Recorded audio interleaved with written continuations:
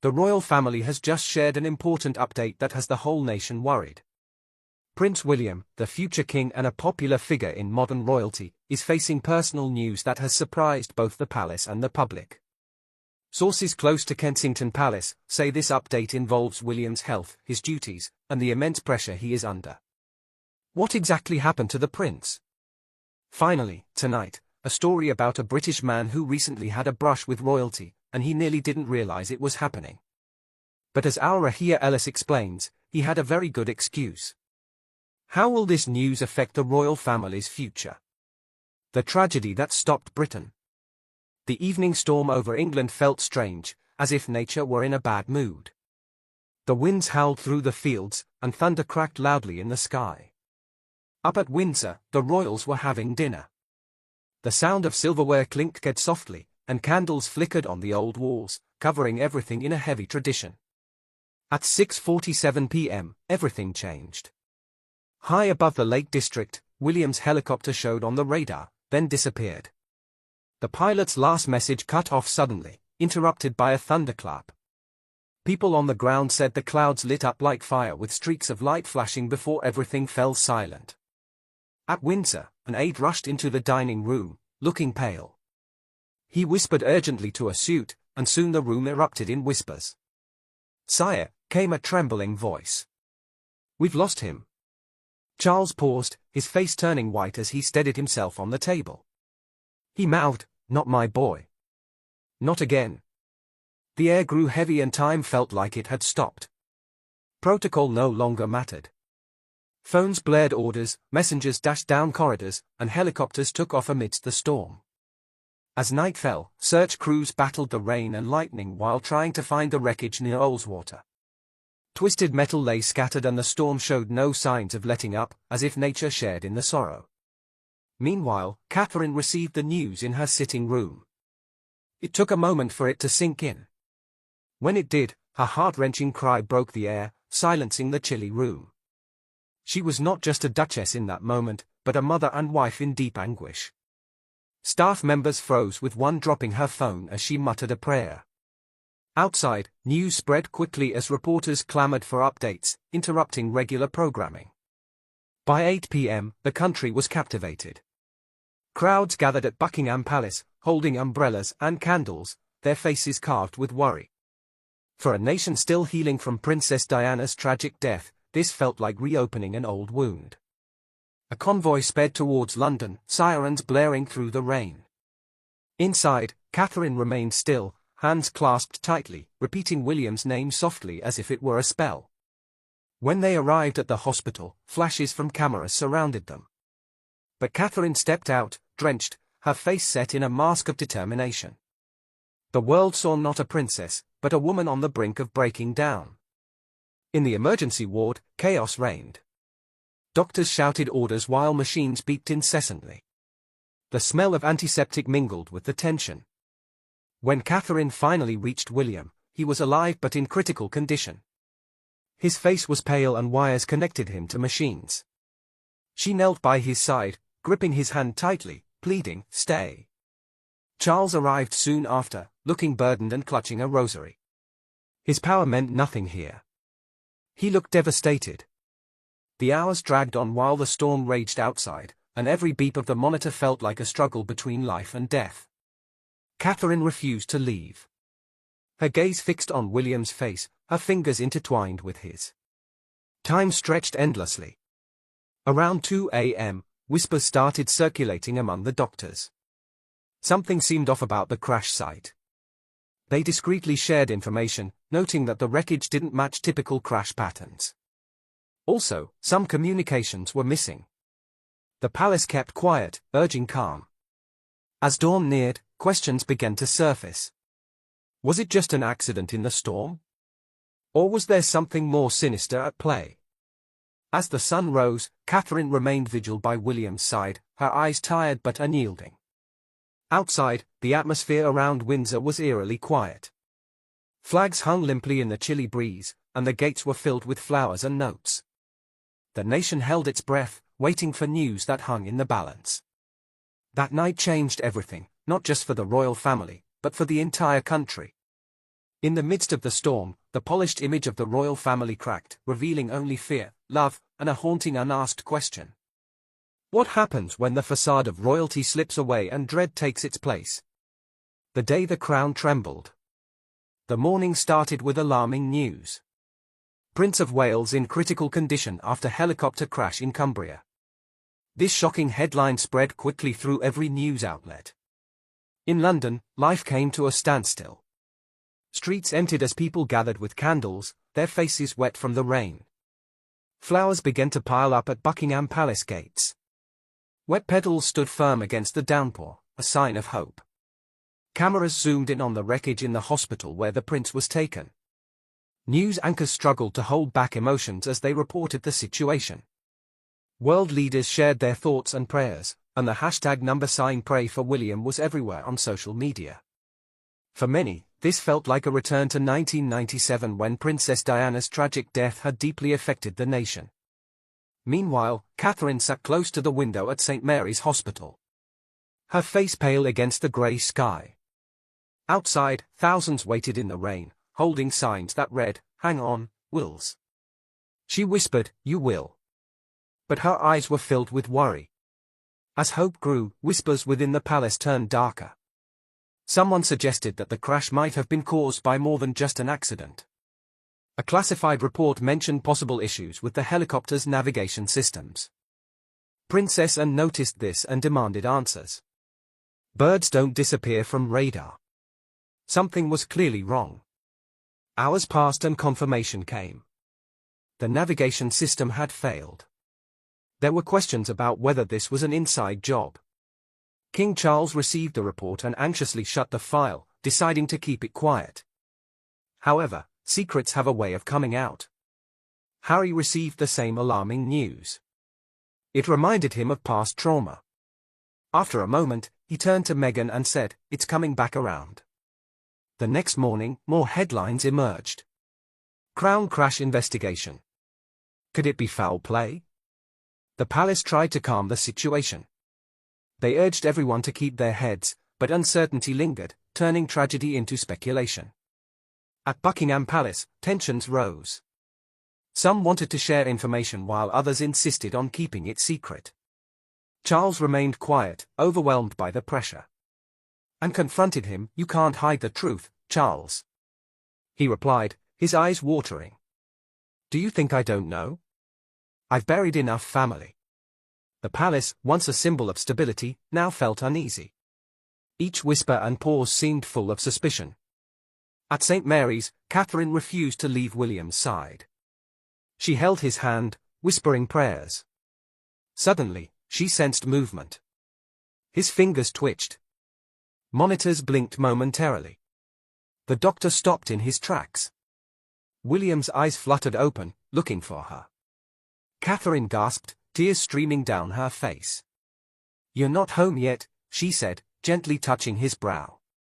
"But you will be." William didn't speak, but a single tear rolled down his cheek, clear and hopeful. That meant he remembered he was still here. News spread quickly. Church bells rang and crowds gathered outside Buckingham Palace, flags waving, cheers and tears mixed as people celebrated, chanting, "He's awake." For a moment, the shaken royal family felt united again. Later that night, Harry entered the hospital quietly. No cameras or fanfare followed him. He approached the room where Catherine gave him a subtle nod.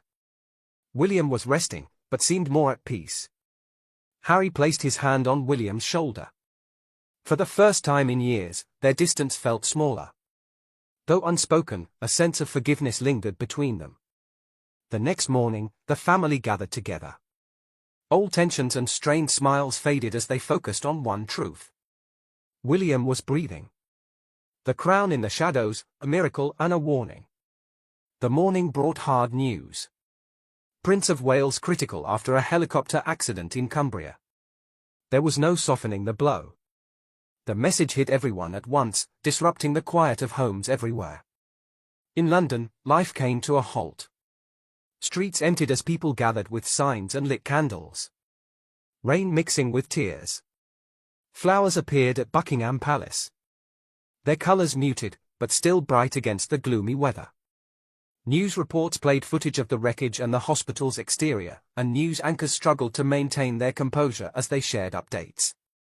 Around the world, leaders sent their thoughts and messages, flooding social media with #4William. For many, it felt like a return to 1997 when Princess Diana died, invoking prayers for William once more. At St. Mary's Hospital, Catherine stood by, her face pale and worried. Outside, thousands held signs saying, "Fight on and Wills." With lips moving silently, she whispered, "You will." Her eyes a mix of hope and fear. But while people prayed for William, rumors swirled at the palace. An initial report said there were flight glitches. Anne, who caught wind of the whispers, demanded answers. "Birds don't just fail," she said. "Something is wrong." As hours passed, officials confirmed the distressing news. There had been issues with the navigation system. Whether due to negligence or something else was still unclear. Charles received the report in his office and felt the weight of threats to their reputation. He decided, "We need to keep this quiet." Harry received a call that played on old wounds. He turned to Meghan and said, "It's happening again." The morning news was filled with headlines asking whether there was foul play. The palace denied anything unusual. Still, speculation grew with questions about the situation multiplying. At Buckingham Palace, the atmosphere was tense. Doctors wanted complete transparency while others insisted on keeping it under wraps. Charles remained silent as pressure mounted to keep everything contained. Anne confronted him. "You can't hide the truth forever." She turned away emotional. "I know more than you think." Public support for William continued to swell outside St. Mary's. Catherine stayed put. Fingers intertwined with his. A slight twitch under her touch shifted everything. Monitors beeped faster and the doctor stopped sensing something. William's eyes opened slightly and he seemed shaky but aware. Catherine gasped, tears flowing. "Not yet home," she whispered, gently touching his forehead. But soon, William didn't speak, but could show he was with her. News spread quickly. People outside Buckingham Palace rejoiced as bells rang. Crowds gathered to learn that William was awake. The royal family's unity faced challenges, but a sense of togetherness remained. Later that night, Harry came to the hospital quietly, avoiding cameras. He approached Catherine, who nodded to him. William was resting, looking better. Harry laid a hand on his brother's shoulder, feeling the distance shrink between them. No words were exchanged, but a feeling of forgiveness lingered. The next day, the family gathered once again, closer than before. Old tensions began to fade, united by one crucial truth. William was breathing. The night truth knocked on Buckingham's door. That night in Buckingham, the air felt tense. Rain tapped against the windows. But inside the king's office, things were about to get serious. 4 people were in the room. Charles, Camilla, Anne, and the lead investigator holding a thick file containing the final report on the crash. A lamp cast long shadows over the wooden table, and the sealed envelope sat heavy, almost challenging someone to open it. When the seal broke and the pages turned slowly, the silence was thick. Then came the shocking news. The navigation system wasn't broken. Someone had tampered with it. An outside signal took control mid-flight, steering the plane off course just before it disappeared. It wasn't bad luck or a storm. It had been planned, cleanly executed, and it was deeply unsettling. Charles studied the report, taking his time. Finally, he spoke, breaking the silence. "So, it wasn't chance," he said, his voice cutting through the quiet. The investigator replied steadily but seriously. "No, sir." A signal, a warning, and clenched her fists. "From who?" she asked sharply. Silence filled the room. Even the lead investigator, after weeks of analyzing the evidence, had no answers. The report kept coming back to unknown. But one thing was clear. Someone was out there using their power to threaten the throne. Charles snapped the file closed. "The crown endures," he murmured, watching the lamp's flickering light. "But it bleeds." His words echoed in the quiet. Power may seem strong, but it's vulnerable. Meanwhile, in a quiet hospital room, Catherine sat beside William with machines quietly monitoring him. She held his hand, praying between breaths. Suddenly, she felt a slight movement. Monitors beeped. The doctor paused. Before anyone could speak, William's eyes fluttered open, fuzzy and worn, but alive, and met hers. Catherine cried, her tears warm. "Not home yet," she whispered, gently touching his brow. But soon, William was silent, a tear sliding down his cheek. But he understood he was clinging to hope. News spread quickly. Church bells rang through the night and crowds gathered outside Buckingham Palace. Flags waving, people crying and cheering. The news that William was waking up traveled around the world. It felt like a new heartbeat, a mix of hope and tension. In the hospital, Harry entered quietly with no camera flashes or fanfare, just memories of the past that changed everything. Catherine glanced at him, giving a silent nod. William was resting, looking pale but relieved. Harry moved closer, placing his hand on William's shoulder, an old bond slowly reconnecting after years apart. It felt like a silent promise. At dawn, the family gathered close together. Old grudges faded in the light of this moment. Whatever problems had existed before seemed small compared to one thing: William's recovery. Weeks passed and William gained strength. The palace issued a message. "We are thankful for life and the love that guides us through dark times."